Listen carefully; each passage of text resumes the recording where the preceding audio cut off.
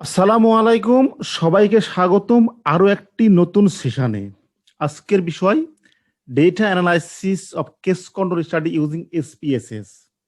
আজ আমি দেখাবো কেস কন্ট্রোল স্টাডিতে কিভাবে স্যাম্পল সাইজ ক্যালকুলেশন করতে হয় এবং কিভাবে ডেটা অ্যানালাইসিস করতে হয় এবং কিভাবে রেজাল্ট প্রেজেন্ট করতে হয়। চলুন, কেস কন্ট্রোল স্টাডি সাধারণত রেয়ার ডিজিজ আলোচনা করা হয়। আমি আজকে কেস কন্ট্রোল স্টাডিটা ডিসক্রাইব করব না, জাস্ট অ্যানালাইসিসটা দেখাবো। তো ব্রিফলি বলতে পারি যে এটা একটা সাধারণত রেয়ার ডিজিজে আলোচনা করা হয় যেখানে আউটকামটা নোন। ফর এক্সাম্পল, আমাদের আউটকাম ভেরিয়েবল হচ্ছে কোভিড পজিটিভ অর নেগেটিভ। ধরে নিয়ে এটা রেয়ার ডিজিজ, তাহলে আমরা কি করব, কিছু সংখ্যক আমাদের আউটকাম যারা কোভিড পজিটিভ এবং তার করেসপন্ডিং কিছু ম্যাচ করে আমি কন্ট্রোল নিব। কথার কথা ধরলাম 100 জন আছে কোভিড পজিটিভ, 100 জন আছে কোভিড নেগেটিভ। কোভিড নেগেটিভ হচ্ছে এখানে কন্ট্রোল আর কোভিড পজিটিভ হচ্ছে এখানে কেস। এখন আমি দেখতে চাই যে যারা কোভিড পজিটিভ তাদের মধ্যে কত পার্সেন্ট মার্কস পড়ে বা পড়ে না, আর যারা কন্ট্রোল তাদের মধ্যে কত পার্সেন্ট মার্কস পড়ে বা পড়ে না। আসলে আমার অবজেক্টিভ এখানে লিখেছি মার্কস পড়ে না, নট ওয়ারিং মার্কস। এখানে আমি হাইলাইট করব কারা মার্কস পড়ে না, এটা আমার দেখার বিষয়।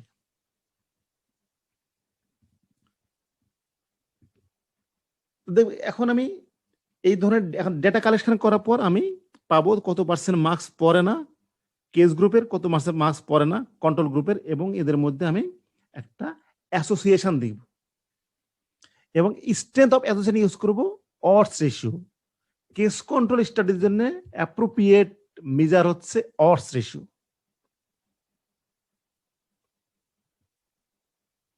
এবং আমরা এই অডস রেশিও বের করি সাধারণত লজিস্টিক রিগ্রেশন, অর্থাৎ কেস কন্ট্রোল স্টাডির জন্য অ্যাপ্রোপ্রিয়েট অ্যানালাইসিস হচ্ছে লজিস্টিক রিগ্রেশন। অর্থাৎ লজিস্টিক রিগ্রেশনের মাধ্যমে আমি দেখাবো যে মার্কস না পড়ার সঙ্গে কোভিড হওয়ার কোনো সম্পর্ক আছে কি না। তো স্টাডি শুরু করার আগে আমাদের একটা ইম্পর্টেন্ট পার্ট হচ্ছে স্যাম্পল সাইজ ক্যালকুলেশন, অর্থাৎ কেস কন্ট্রোল স্টাডির জন্য কিভাবে আমরা স্যাম্পল সাইজ ক্যালকুলেট করি। আমাদের এখানে হাইপোথিসিস অডস রেশিও, সুতরাং আমার এখানে স্যাম্পল সাইজ ক্যালকুলেশন এই ফর্মুলাটা আমরা ইউজ করব, যেখানে P1 হচ্ছে probability or prevalence of exposure among control group. এখানে এক্সপোজার বলতে আমি ডিফাইন করছি নট ওয়ারিং মাস্ক। আর P2 হচ্ছে probability of exposure among case group, অর্থাৎ probability or proportion, expected proportion of not wearing mask among case group. আর P bar হচ্ছে তাদের মধ্যে জাস্ট আমরা মিন করে আমরা মেজার অফ ভেরিয়েবিলিটি, জাস্ট তাদের মধ্যে P1 এবং P2 এর মধ্যে অ্যারিথমেটিক মিন। আর হচ্ছে রেশিও, অর্থাৎ আমি কতটুকু কেস নিব, কতটুকু কন্ট্রোল নেব। এখানে আমি ইকুয়াল নিয়েছি লেভেল অফ সিগনিফিকেন্ট। বিটা হচ্ছে টাইপ 1 এর, অর্থাৎ 1 মাইনাস বিটা হচ্ছে পাওয়ার। জেড হচ্ছে আলফা লেভেল, অর্থাৎ এটা জেড ভ্যালু করেসপন্ডিং আলফা এবং জেড ভ্যালু করেসপন্ডিং বিটা, আর এন হচ্ছে স্যাম্পল সাইজ। তবে আর টাইপ 1 এবং টাইপ 2 এর ওর আলফা লেভেল অফ সিগনিফিকেন্ট এইটি বিস্তারিত আমার একটা লেকচার আছে আমার চ্যানেলে। আপনারা যদি ইন্টারেস্টেড ফিল করেন তাহলে আপনি ওই লেকচারটা দেখতে পারেন। সেখানে আমি সুন্দরভাবে বুঝিয়েছি what is alpha, what is beta, what is level of significant বিস্তারিত। এখন আমি কিছু ভ্যালু, যেমন expected proportion of exposure among control group 50%, আমি ধরুন এটা আমি কোনো লিটারেচার বা কোনো স্টাডি থেকে নিয়েছি যে আসলে মার্কস যদি না পড়ে বা মার্কস যদি পড়ে তাহলে কোভিড হবে না কত পার্সেন্ট এবং কোভিড হবে কত পার্সেন্ট। এখানে আমার এক্সপেকটেশন বা আমার হাইপোথিসিস যারা মার্কস পড়ে না তাদের কোভিড হওয়ার চান্স হচ্ছে 62%, আর যারা মার্কস পড়ে তাদের 65%, 50%। সুতরাং মার্কস না পড়লে তার কোভিড হওয়ার চান্স বেড়ে যাবে, এবং এটা আমরা মেজার করবো অডস রেশিও দিয়ে, অর্থাৎ 1.65 টাইমস বেশি।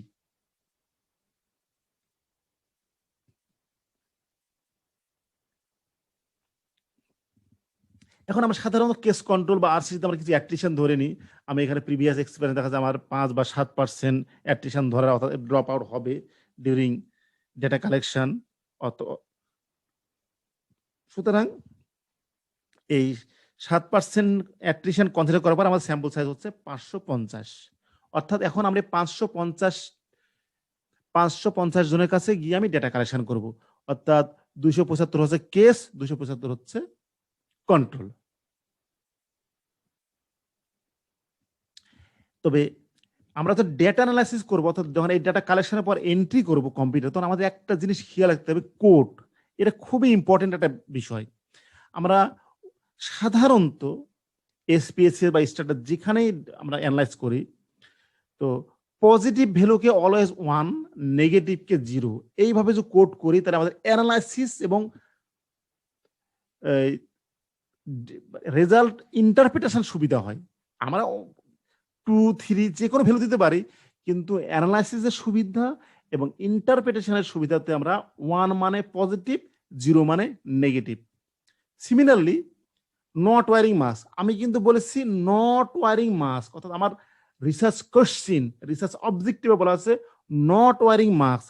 সেক্ষেত্রে আমার অ্যানালাইসিসের সুবিধা অ্যাজ ওয়েল অ্যাজ আমার ইন্টারপ্রিটেশনের সুবিধার কারণে আমি বলবো 1 সমান সমান not wearing mask and 0 is wearing mask. আমরা যদি এইভাবে কোড করি, তাহলে আমাদের অ্যানালাইসিসের জন্য সুবিধা হয়। এটা হচ্ছে আমার ডেটা। ধরুন আমি 550 জনের কাছে ডেটা কালেকশন করলাম, যে ডেটা আমরা এন্ট্রি করলাম, ডেটাবেস বানালাম। এখানে আছে পজিটিভ 275 পজিটিভ এবং বাকিগুলো নেগেটিভ, এবং তার করেসপন্ডিং আমি ডাটা কালেকশন করবো এবং দেখবো তাদের মধ্যে কতজন মার্কস পড়ে বা মার্কস পড়ে না। এখন আমি যখন কোড, দেখুন এখানে আমি কোড করেছি 1 মানে পজিটিভ, 0 মানে নেগেটিভ। আমি আগেই বলেছি এইভাবে যদি আমরা কোড করি বা এইভাবে যদি ডেটা কালেকশন করি, তাহলে আমাদের অ্যানালাইসিস করতে সুবিধা হবে, প্লাস ইন্টারপ্রিটেশনের সুবিধা হবে। সিমিলারলি নট ওয়ারিং মাস, এক্ষেত্রেও আমি 1 সমান সমান ধরেছি নট ওয়ারিং মাস, 0 সমান ওয়ারিং মাস। প্রশ্ন করতে কেন নট ওয়ারিং মার্কস ধরলাম, আমি আগে বলেছি যে আমার অবজেক্টিভ নট ওয়ারিং মার্কস, অর্থাৎ যারা কোভিড পজিটিভ তাদের মধ্যে কত পার্সেন্ট লোক মার্কস পড়ে না, এটা হচ্ছে আমার অবজেক্টিভ। তাই আমি 1 ধরেছি not wearing mask. Data entry পরে আমাদের প্রথম কাজ হচ্ছে ডেসক্রিপটিভ ফাইন্ডিং, অর্থাৎ আমরা এই ডেটাটাকে আমি আমার সমস্ত ডেটাগুলো আমি ডিসক্রাইব করব। কিভাবে করব? যেহেতু আমাদের এখানে কেস কন্ট্রোল স্টাডি, আমাদের ক্রস ট্যাবটা অ্যাপ্রোপ্রিয়েট। আমি গেলাম ডেসক্রিপটিভ, এরপর ক্রস ট্যাব, এরপর আমাদের একজন ডায়লগ বক্স আসবে। আমি এখানে কোভিড পজিটিভ ও নেগেটিভ আমি কলামে দেবো, কারণ আমি কলাম, কারণ এখানে আমাদের আউটকাম নোন, সুতরাং আমি কলাম বরাবর সমগ্র ভেরিয়েবলকে ডিসক্রাইব করতে চাই। তাহলে কি হচ্ছে, কলাম আছে হ্যাভিং পজিটিভ এবং রো হচ্ছে ডিড নট ওয়ার মাস, অর্থাৎ সব ভেরিয়েবল, রোতে আমি একে একে সব ভেরিয়েবল দেবো। এরপর আমি স্ট্যাটিস্টিক্সে কি দেখবো, কাই স্কোয়ার, যেহেতু 2/2 টেবিল, কাই স্কোয়ার। এরপর আমি কন্টিনিউ দিলাম, এরপর সেল, কলাম পাস, যেহেতু আমাদের কেস এবং কন্ট্রোলকে আমি কলাম বরাবর রাখছি, সুতরাং আমি কলাম পার্সেন্টেজটা আমার দরকার। ওকে, এবং ওকে দেই। এই ধরনের আমরা ফাইন্ডিং পেয়েছি, অর্থাৎ এখানে কি দেখতেছি, এই দেখুন পজিটিভ, যারা পজিটিভ তাদের মধ্যে নট ওয়ারিং মাস্ক, এখানে দেখেন নট ওয়ারিং মাস্ক কত পার্সেন্ট, যারা পজিটিভ তাদের মধ্যে হচ্ছে 68%, আর যারা নেগেটিভ তাদের মধ্যে 36%। তবে এখানে আমি বলতে পারছি, দেখি যারা মাস্ক পরে না, উল্টো ভাবে বলবো, যারা কোভিড পজিটিভ তাদের মধ্যে 68% মানুষ মাস্ক পরে না, আর যারা নেগেটিভ তাদের করেসপন্ডিং 30% মানুষ মাস্ক পড়ে। সুতরাং বোঝা যাচ্ছে যারা পজিটিভ তাদের মধ্যে মাস্ক পরে না এর রেটটা বেশি। এখানে উল্টোভাবে বলতে পারি, যখন আমি কনক্লুশন ড্র করব যে মাস্ক না পরার কারণে কোভিড পজিটিভ হওয়ার চান্সটা বেশি এবং এদের পি ভ্যালু 0.00 মানে স্ট্যাটিস্টিক্যাল হাইলি সিগনিফিক্যান্ট। কিন্তু এটা তো জাস্ট কস্ট স্টেপ, আর আরো তো অনেক ফ্যাক্টর আছে যে ফ্যাক্টরগুলো অ্যাডজাস্ট করে দেখা মানে দেখবো যে আসলে মাস্ক পরার সঙ্গে বা না পরার সঙ্গে কোভিড হওয়ার কোনো সম্পর্ক আছে কি না। তো এই ডাটাটা আমি কিভাবে রিপ্রেজেন্ট করব?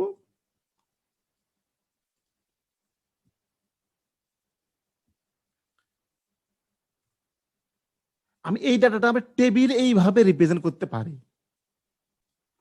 অর্থাৎ আমি তখন ফাইন্ডিংটা একটা টেবিলে সাজাবো। আমাদের ফাইন্ডিং তো টেবিল বা গ্রাফে দিতে হয়। এইভাবে সাজাবো। দেখেন কি বলছে এখানে, যারা নেগেটিভ তাদের মধ্যে মাস্ক পরে না 36%, যারা পজিটিভ তাদের মধ্যে মাস্ক পরে না 68%, ওভারঅল 52% লোক মাস্ক পরে না এবং এটা স্ট্যাটিস্টিক্যাল সিগনিফিকেন্ট।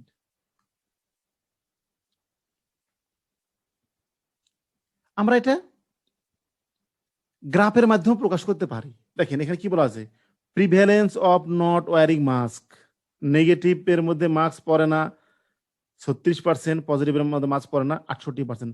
সাধারণত আমি আমার পেপারগুলোতে আমি যেটা করি যে আউটকাম ভেরিয়েবল বা মেন ভেরিয়েবলগুলো আমি গ্রাফে রিপ্রেজেন্ট করি, আর বাকিগুলো আমি সাধারণত টেবিলে দিই। যেমন ধরেন আমি সমস্ত ভেরিয়েবলগুলো আমি টেবিলে দিলাম, কিন্তু এখানে দেখেন লাল দিয়েছিলেন এজ, বডি ওয়েট, ইনকাম, এগুলো কন্টিনিউয়াস ভেরিয়েবল। তো কন্টিনিউয়াস ভেরিয়েবলের ক্ষেত্রে কিন্তু প্রপোর্শন হবে না, তাহলে কি মিন করতে হবে। যেমন এজ, এখানে এজ হচ্ছে মিন, তবে ইনকাম সাধারণত অ্যাসিমেট্রিক ডাটা হয়, সুতরাং এখানে মিডিয়ানটাই অ্যাপ্রোপ্রিয়েট,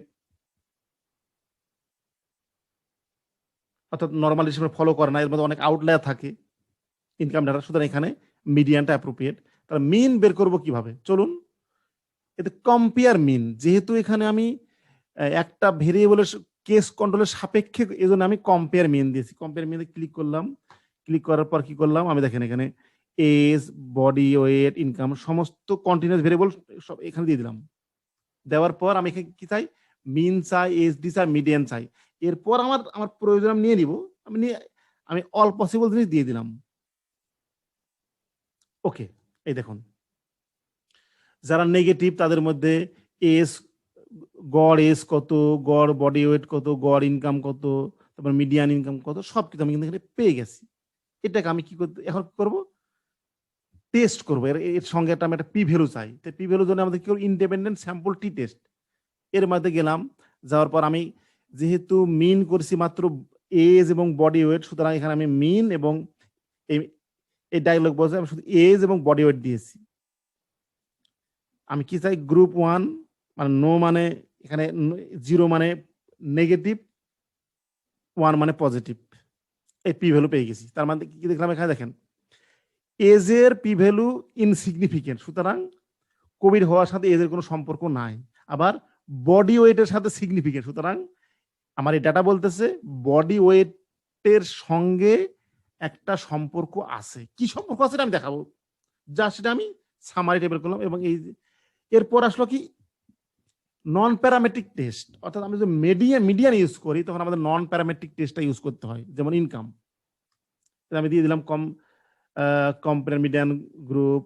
এরপর আমি এখানে টেস্ট করব কাকে, ইনকামকে, কার সাপেক্ষে, কোভিড পজিটিভ আর নেগেটিভ। এরপর আমি ক্রুসকাল, অনেক করে আমি ক্রুসকালটা আমি নিলাম উদাহরণস্বরূপ, এই চলে আসলো। আমরা দেখেন এখানে 0.68 মানে ইনসিগনিফিকেন্ট। সাধারণত আমরা 0.05 এর নিচে হলে সিগনিফিকেন্ট বলি, কিন্তু এখানে হচ্ছে ইনসিগনিফিকেন্ট, অর্থাৎ ইনকামের সাথে কোভিড হওয়ার কোনো সম্পর্ক নাই আমার ডাটা বলতেছে। তাহলে এটা আমি কি করবো, এই আমাদের সমস্ত ডাটা আমি এইভাবে রিপ্রেজেন্ট করবো। অর্থাৎ আমাদের কেস কন্ট্রোল যে কোনো স্টাডির প্রথম কাজ হচ্ছে ডাটাকে সামারাইজ করা। তা দেখেন ক্যাটাগরি ভেরিয়েবলকে আমি প্রপোর্শন দিলাম, প্রপোর্শন এবং ফ্রিকোয়েন্সি, আর বাদ বাকিগুলোকে আমি দিচ্ছি এখানে মিন, স্ট্যান্ডার্ড ডেভিয়েশন অথবা মিডিয়ান, অ্যাসিমেট্রিক ডাটার জন্য। সুতরাং এখানে দেখুন আমি লিখেছি এখানে n পার্সেন্টেজ,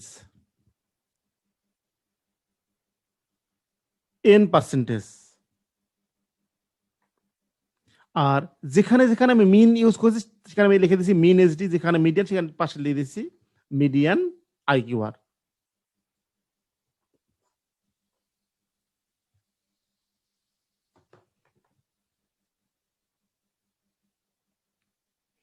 এখন আসলে লজিস্টিক রিগ্রেশন, সেকেন্ড হাফ আছে লজিস্টিক রিগ্রেশন। এটা ডাটা সেট দেখুন, তার কি করলাম আমি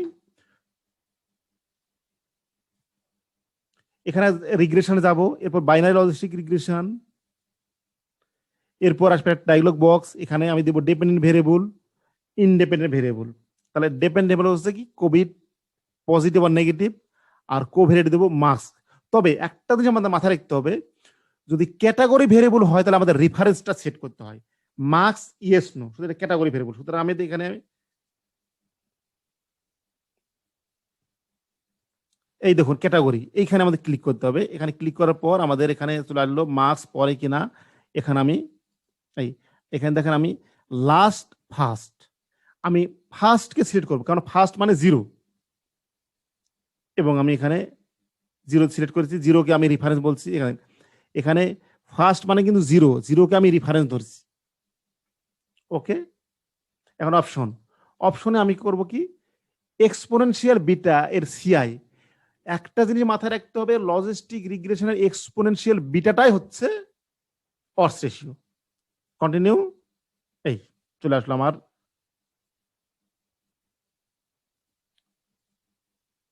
এই হচ্ছে আমার রেজাল্ট।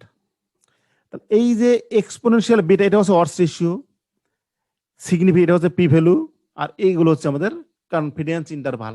এবং এটা যদি আমি টেবিলে সেট করি, টেবিলে কিভাবে লিখবো দেখেন, এখানে দেখেন এই যে ব্র্যাকেটের মধ্যে 1, তার মানে 1 এর করেসপন্ডিং এ এই রেজাল্ট। তার টেবিলে কিভাবে লিখবো দেখেন, টেবিলে লিখবো কি 1 মানে কি ডিড নট ওয়্যার মাস্ক, তার ডিড নট ওয়্যার মাস্কের করেসপন্ডিং এ আমার ods ratio, CI, P value. এখানে দেখেন পি ভ্যালু হচ্ছে 0.00, আর সবগুলো 0 হয় তখন আমরা কিন্তু লিখি লেস দেন 0.001, আর কারণ এখানে লিখে 0.0000 কোনো এক জায়গাতে 1 আছে, এই জন্য আমি 0.001 লিখছি। এবং এখানে ডিড নট ওয়্যার মাস্ক লিখছি কেন, কারণ এখানে বলেছি 1 মানে ডিড নট ওয়্যার মাস্ক, এই জন্য এর করেসপন্ডিং অডস রেশিও এবং ওয়্যার মাস্ক এটা হচ্ছে কি রেফারেন্স। সিমিলারলি আমি সোশ্যাল ডিস্টেন্সকেও আমি একইভাবে অ্যানালাইজ করতে পারবো এবং আমি এই ধরনের একটা রেজাল্ট পাবো, এবং ঠিক এইভাবে আমি এই জিনিসটাকে সাজাবো। এরপর এস কিন্তু কন্টিনিউয়াস ভেরিয়েবল, সুতরাং এখানে আর ক্যাটাগরি আমি রেফারেন্স কথাটা এখানে আসবে না। এই দেখেন এস, তাহলে এখানে 1 2 কিচ্ছু নাই, এখানে সরাসরি এজ এর করেসপন্ডিং এ একটা অডস রেশিও দিয়েছে, পি ভ্যালু দিয়েছে এবং কনফিডেন্স ইন্টারভাল দিয়েছে। তাহলে আমি কি করব, এখানে এস এর কোনো কিন্তু রেফারেন্স নাই, এজ এর কোনো রেফারেন্স নাই, কারণ কন্টিনিউয়াস ভেরিয়েবল। তাহলে ঠিক একইভাবে আমি যে সমস্ত ভেরিয়েবল আমি রিগ্রেশন ইউজ করব সবগুলো জন্য আমি একটা টেবিল করব। আমি এখানে উদাহরণস্বরূপ এই করে দিয়েছি, আপনাদের ডাটাতে যতটুকু অল পসিবল ভেরিয়েবল আসে সব ভেরিয়েবলগুলো এখানে দিব। এটা আসলে কি, একে আমরা বলি আনঅ্যাডজাস্টেড অডস রেশিও। আনঅ্যাডজাস্টেড কেন, কারণ এখানে আমি একটা একটা করে ভেরিয়েবল ইনপুট করেছি, অর্থাৎ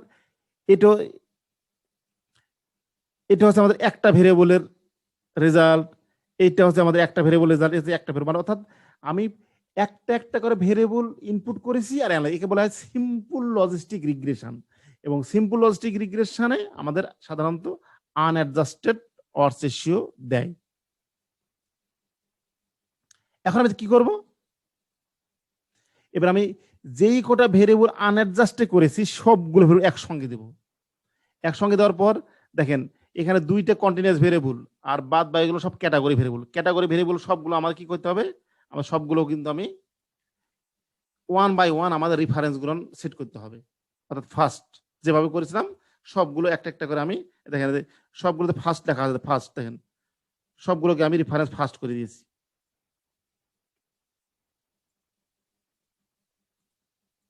এই আমি রান দিয়ে দিলাম।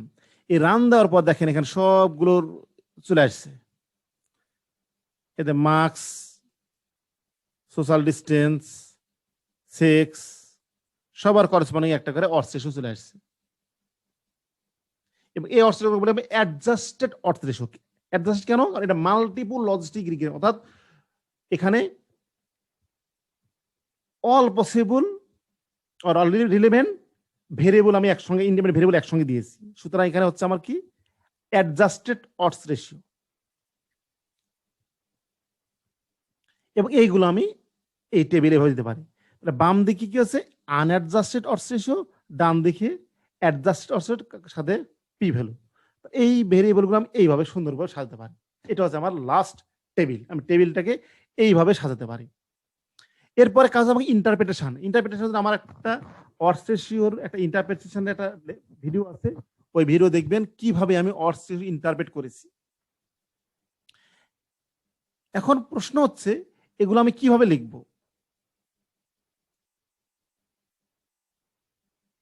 এই দেখুন, এটা আমি আমার ম্যানুস্ক্রিপ্ট বা রিপোর্টে কিভাবে লিখবো। রিপোর্টে আমি প্রথমে বলেছি সাধারণত আউটকাম ভেরিয়েবলটাকে আমি গ্রাফে দিই, যেমন নেগেটিভের মধ্যে কত পার্সেন্ট মার্কস পরে, পজিটিভের মধ্যে কত পার্সেন্ট মার্কস পরে, ওভারঅলের মধ্যে কত পার্সেন্ট মার্কস পরে। এরপর ডাটাকে সামারাইজ করবো। Table 1 general characteristic of participant. যদি আমি টেবিল দিই আউটকাম ভেরিয়েবল, তাহলে এটা আমার আর প্রয়োজন নাই। মেন ভেরিয়েবল, তাহলে এটার প্রয়োজন নাই, এটা আমি আর এখানে টেবিলে রাখবো না। যদি এখানে রাখি, বাদ বাকি সব ভেরিয়েবলকে আমি ডিসক্রাইব করলাম। সেকেন্ড টেবিল হচ্ছে অর্থ রেশিও, লজিস্টিক রিগ্রেশন ফাইন। এটা হচ্ছে অর্থ রেশিও বা সিম্পল লজিস্টিক রিগ্রেশন, অর্থাৎ একটা একটা করে ভেরিয়েবল দিয়ে আমি রান দিয়েছি, আর এটা হচ্ছে সমস্ত ভেরিয়েবল একসঙ্গে রান দিয়েছি। এই হচ্ছে আমার ফাইনাল অ্যানালাইসিস। এখন বেসড অন দিস টেবিল আমরা সুন্দরভাবে রেজাল্ট এবং ডিসকাশন লিখতে পারি। তো সবাইকে অসংখ্য ধন্যবাদ আমার এই ছোট্ট ভিডিওটি দেখার জন্য। আসসালামু আলাইকুম।